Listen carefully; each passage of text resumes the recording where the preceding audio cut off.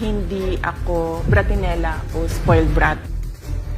Ang budget ng Pilipinas ay hawak lang ng dalawang tao. Magandang araw po, Madam Vice President. Una sa lahat, nagpapasalamat po kami sa pagkakataon na binigyan niyo po sa amin at makapagtanong po sa inyo. Pero bago po ang lahat, ma'am, ano po ba ang dahilan at nabigyan niyo po kami ng pagkakataon na magpaunlak po kayo ng interview? Maraming salamat sa pagkakataon na ibinigay sa akin ngayong araw na ito. Nagpa-interview ako dahil gusto ko na malaman ng taong bayan at ma-explain sa taong bayan kung bakit hindi ako sumasagot sa question and answer sa budget hearing ng Office of the Vice President para sa budget proposal namin 2025. Gusto ko kasi na maintindihan ng taong bayan saan ba ako nanggagaling. Madam Vice President, sa mga nakaraang linggo po, naging laman ng balita ang naganap na hearing sa House of Representatives po para sa 2025 OVP budget. May mga nagsasabi na nag-asal pratinelya daw po kayo, lalo na sa House of Representatives. Hindi daw po kasi kayo sanay na matanong sa mga bagay-bagay, kaya ganoon na lamang po ang naging asta ninyo. Ano po ang reaksyon niyo dito? Sanay ako na sumagot sa mga tanong ng mga bagay-bagay. Kaya nga, di ba, nagbibigay ako ng mga interview, kahit hindi siya arranged na interview, mga ambush interview ng media, kung saan nakukuha nila yung mga katanungan ng taong bayan. Sanay ako sa ganyan. At alam ng taong bayan na hindi ako bratinela o spoiled brat dahil kilala nila ako simula nung ako ay nasa Davao pa, simula nung ako ay mayor pa, hanggang naging vice president ako.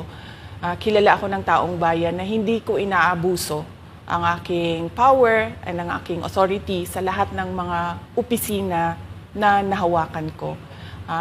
Testigo ko ang buong bayan na hindi ako isang spoiled brat. In fact, nung ako ay lumalaki, hindi naman, ang mga kaibigan ko, hindi naman sila galing sa political na pamilya, sa mga mayayaman na pamilya, sa mga powerful na pamilya. Sila ay mga ordinaryong tao lamang at yun ang kinalakihan ko.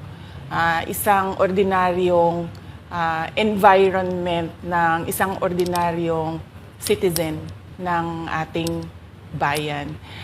Sa palagay ko, hindi lang sanay ang iilan na mga miyembro ng House of Representatives na hindi nila makuha yung gusto nila at gusto nilang marinig na sagot. At hindi sanay yung mga iilan na mga representatives natin na sinasagot sila sa kanilang mga patutsada. Kaya sa tingin ko, isa din itong parang atake din nila na parang, oh, bratinela yan. Kahit na sumagot naman ako, hindi nga lang sa gusto nila. Kaugnay dyan, Madam Vice President, dito sa budget hearing, naniniwala po ba kayo na may kapangyarihan talaga ang Kongreso na busisiin ang budget po ng bawat ahensya ng gobyerno?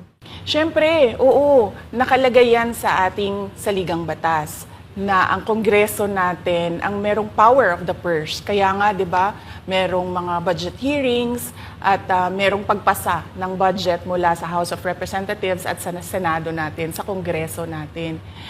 Kinikilala natin yan. Kaya nga, di ba, pumunta tayo doon sa Senate hearing, pumunta tayo doon sa House of Representatives na hearing dahil nagpresenta tayo ng budget. Ang ginawa ko lang ay sinabi ko, i-forgo namin yung question and answer na parte ng budget hearing. Pero kaugnay po dyan, Madam Vice President, hindi po ba dapat malaman din ng taong bayan para saan po ang pondo ng OVP? At saan po gagamitin itong panukala po for 2025? Yes, napakahalaga sa akin na malaman ng taong bayan ang Office of the Vice President budget proposal. Kaya nga, bago kami pumunta sa Senate, bago kami pumunta sa House, ay pinublish namin yung budget proposal namin sa aming website, sa Office of the Vice President, sa social media platforms namin. Ginawa namin siyang madaling intindihin ng taong bayan kung saan papunta yung budget proposal ng Office of the Vice President. Ma'am, going back dun po kaninang sinabi nyo na yung ilang beses niyo pong sagot sa mga kongresista that you will forgo the opportunity to defend the 2025 budget proposal of the OVP and will defer to the wisdom of the Congress, bakit tila daw po iniiwasan niyo? Parang ganun po yung lumalabas daw. Oo. Kasi sinasabi ko pa ulit-ulit yon na sinasabit namin sa Congress ang budget ng Office of the Vice President at iniiwan namin sa Kongreso ang desisyon kung ano ang gagawin nila para sa Office of the Vice President. Kaya fino-forgo na namin yung question and answer. Unang-una dahil nakikita namin na ginagamit siya ng ibang mga miyembro, iilan na mga miyembro ng Kongreso para umatake sa akin dahil hindi kami magkasama sa politika. At pangalawa, kasi ang budget ng Pilipinas ay hawak lang ng 2 tao.